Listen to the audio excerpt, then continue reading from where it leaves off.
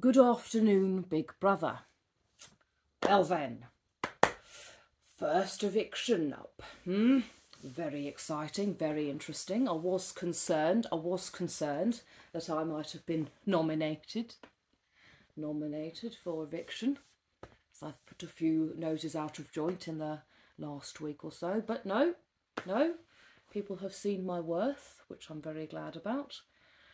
So yes, Malcolm and Ruth, eh? Yes, okay, I can understand. I have nothing against Malcolm myself. He seems like a very sensible young man. Does like to get his nose into other people's business, which is something that I've always found to be an irritant in others.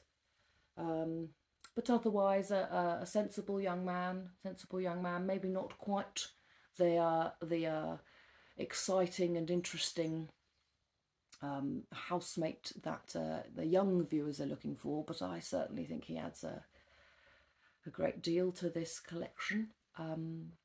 Ruth, on the other hand, yes, I can understand that. She is disorganised, messy, and I've never stood for untidiness in any house that I've lived in. It's quite infuriating. I have tried to put her in line, make her aware of what she's doing, but to no avail. And all of the nonsense that she keeps spouting about how many times she's been arrested. My goodness, in my day, that is not something that you would proudly exclaim in any company, let alone on national television. It's a secret you'd want to take to your grave, not to be proud about. Even if it is for, what did she call it?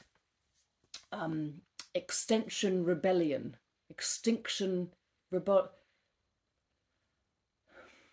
Rioting, from what I can gather, rioting about animals dying. I've never heard anything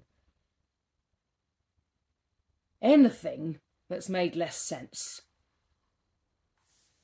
What can the police do about animals dying in Egypt? It's a waste of police time. So I'm quite glad that she's been nominated, and I very much hope to see the back of her. But yes, otherwise, I would like to talk about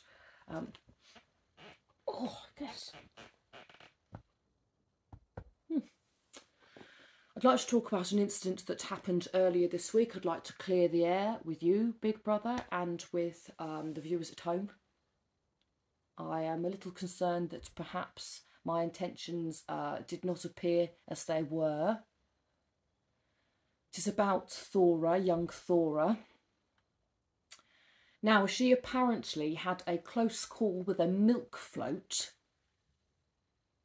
in recent years. Now, as far as I'm aware, a milk float, from what I know in my youth, is a very slow moving vehicle, maximum 20 miles an hour.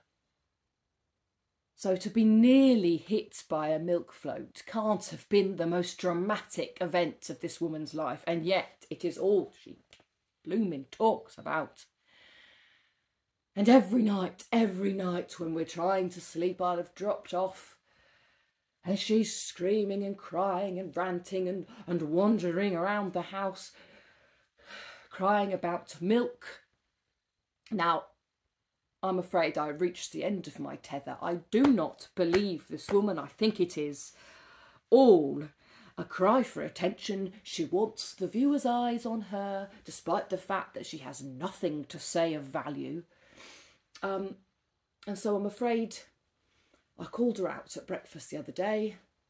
I offered her some milk with her breakfast, quite politely, as you may have seen. But the ballyhoo that followed was unbelievable, and not just from her. The other housemates accused me of letting the cat out the bag or stirring things, and why would you say that? We just calmed her down. Why are you trying to upset things? And I just, I didn't believe any of the reaction. I mean, the crying, the sobbing, the rocking backwards and forwards is quite unbelievable. But I just wanted to say nothing was meant to be malicious. Nothing was meant to be hurtful. I just wanted to get to the bottom of the situation. But anyway, other than that, I don't completely understand why that young Henry keeps telling me that I'm in the Big Brother house. You're in the Big Brother house, Jake, he says to me, as if I'd forgotten. Oh well, I do like that, Malcolm. I do. He keeps trying to remind me that that everybody's got a good side, which is very sweet, but can't say I agree with him. Have you changed this chair? Because it has been doing my blooming back in, but I have to say it's a great deal more comfortable. Great deal more comfortable this week. Thank you very much. Anyway, get back to the nonsense, shall I? Right, we shall see what happens in the eviction, eh? Good afternoon, Big Brother.